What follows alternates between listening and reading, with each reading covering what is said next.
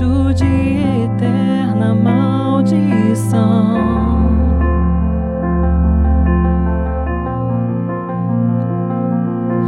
Alienado de Deus, eu nasci, as trevas eu amei.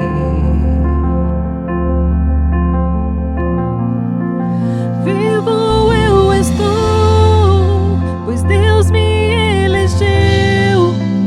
Morte, onde está o teu grande poder?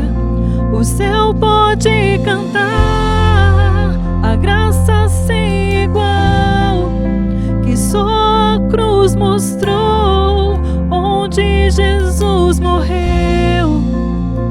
Senhor e Deus, sim, quis morrer pra honrar o Pai.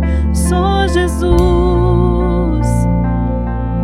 O plano de Deus Pai é exaltar Jesus, o seu amor.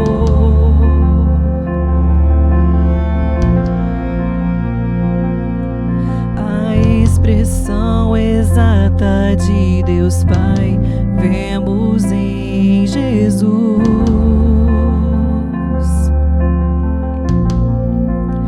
Vivo eu estou, pois Deus me elegeu.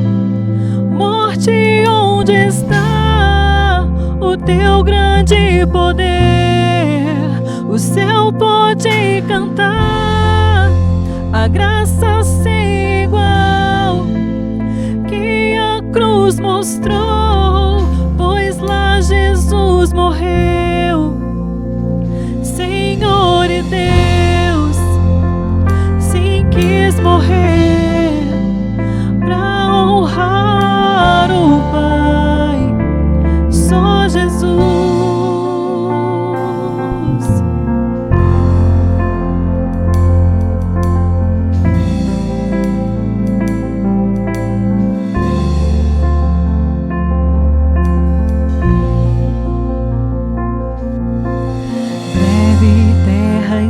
Se prostrará sim aos seus pés.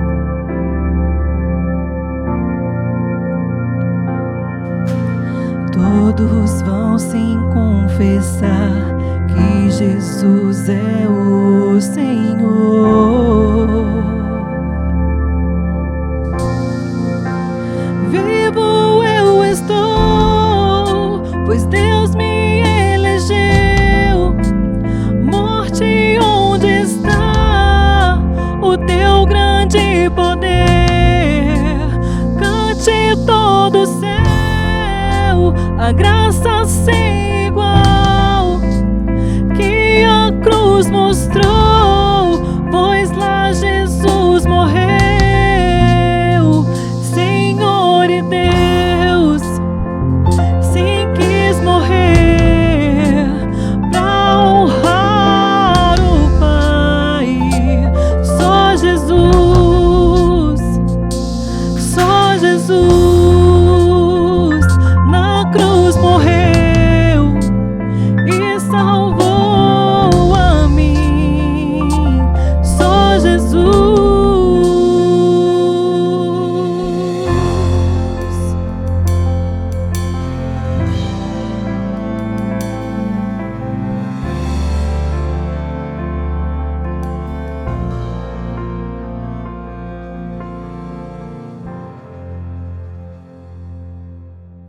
Graça e paz, amados irmãos, que privilégio estarmos mais uma vez juntos para compartilharmos da palavra de Deus. Mas antes eu quero convidar a todos a juntos orarmos ao Senhor. Nosso Deus, que bom, que maravilha é estarmos em Tua presença. Como é bom, ó Deus, saber que temos um Pai eterno que cuida de nossas vidas.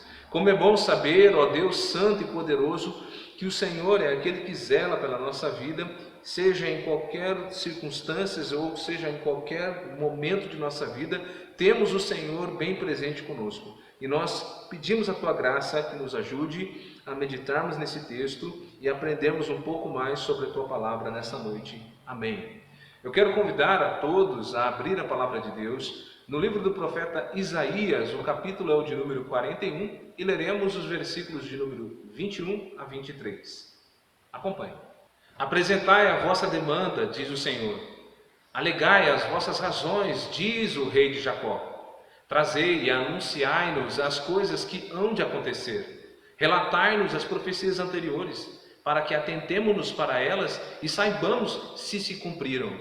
Ou fazei-nos ouvir as coisas futuras.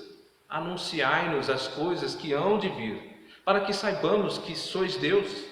Fazei bem ou fazei mal, para que nos assombremos e juntamente o veremos. Amados, aqui o contexto onde Israel se encontrava escravizado pela nação da Babilônia. E nesse capítulo, Deus ele vai predizer a libertação do seu povo do cativeiro babilônico por meio do rei persa chamado Ciro. Deus levantará Ciro para salvar e libertar Israel. O pensamento principal aqui deste capítulo é a diferença entre o Deus verdadeiro e os deuses das outras nações, onde ficará evidenciado a superioridade de Deus, mostrando o seu poder de predizer o futuro e garantir que aconteça. E isso nós veremos nos versículos que nós acabamos de ler, 22 e 23 e nos demais. Acompanhe. Isaías 41, versículos de número 22 e 23. Trazei e anunciai as coisas que hão de acontecer. Relatai-nos as profecias anteriores, para que atentemos para elas e saibamos se cumpriram. Ou fazer-nos ouvir as coisas futuras. Anunciai-nos as coisas que ainda hão de vir, para que saibamos que sois deuses. Fazei bem ou fazei mal, para que nos assombremos e juntamente o veremos. Amados, Deus aqui faz um desafio às nações. Ele diz: tragam as suas profecias anteriores, tragam aquilo que vocês profetizaram anteriormente, para que possamos comprovar que elas aconteceram. E se vocês não fizeram profecias anteriores, façam agora. Profetizem para que possamos ver se elas se cumprirão no futuro. Façam coisas boas ou coisas más, ou seja, profetizem coisas boas para os seus amigos ou punições para os seus inimigos, para que possamos testificar que vocês também são deuses. O que é que Deus está querendo mostrar com isso, meus amados? Ele está querendo mostrar o seguinte: quem é que pode prever o que vai acontecer no amanhã? Quem é que pode garantir que algo bom ou ruim aconteça? Nós temos vivenciado isso, principalmente nesse ano. Quem pode prever o que vai nos acontecer amanhã? Quem pode prever ou garantir que algo bom ou ruim nos acontecerá amanhã? A resposta tanto para nós quanto para eles é a mesma: ninguém, somente Deus. Somente Deus pode predizer o futuro e garantir que aconteça. Então era esse o chamado de Deus, era esse o desafio de Deus para aquelas nações: provar que somente Deus pode prever o futuro e garantir que isto aconteça. E é justamente o que ele vai fazer nos versículos 11 a 13. Ele vai predizer o que vai fazer ao seu povo e vai fazer com que se cumpra. Ele vai predizer a libertação do seu povo e garantir que isso aconteça. Acompanhe comigo os versículos de número 11 a 13.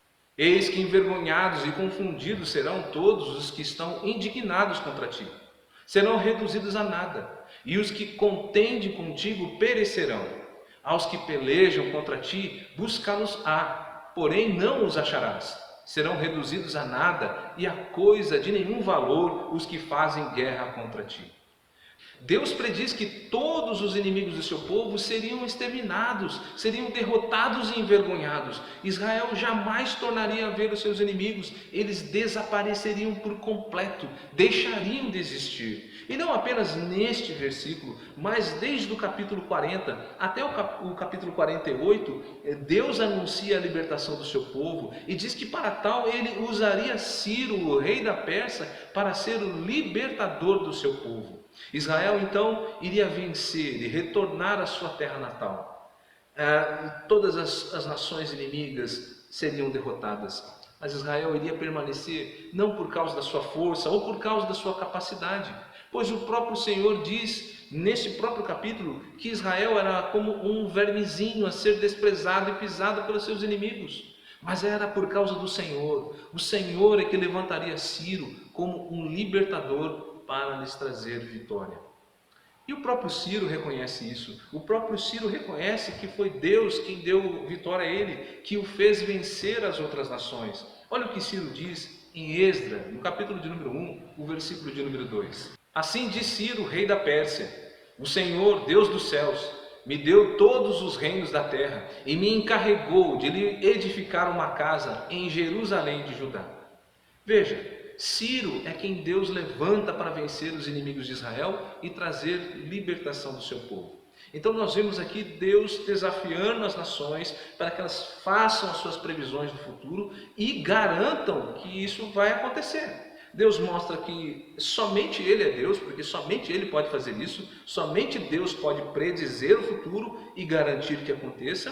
Ele faz a predição de que Israel seria libertado e usaria Ciro para fazer o tal. E agora nós vamos ver por que ele vai fazer isso, né? Por que Deus iria libertar Israel? Nos versículos de número 8 e 9, eu quero que você acompanhe comigo, Isaías 41, 8 e 9, nós veremos a razão pelo qual, uma das razões pelo qual Deus irá libertar o seu povo. Mas tu, ó Israel, servo meu, tu, Jacó, a quem elegi, descendente de Abraão, meu amigo, tu, a quem tomei das extremidades da terra, e chamei dos seus cantos mais remotos, e a quem disse: tu és o meu servo, eu te escolhi, e não te rejeitei.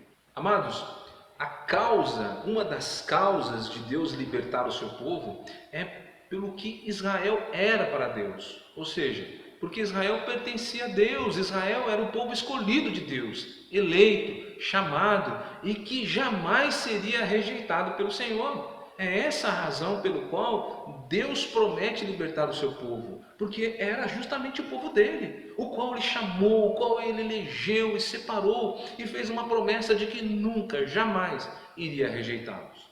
Então, diante de tudo isso, Deus passa a confortar e dar esperança ao seu povo. E nós veremos esse consolo e essa esperança nos versículos de número 10 e também nos versículos de número 13 a 14. Acompanhe e nós veremos a razão da esperança do povo de Deus. Isaías capítulo de número 41, versículo 10. Não temas, porque eu sou contigo.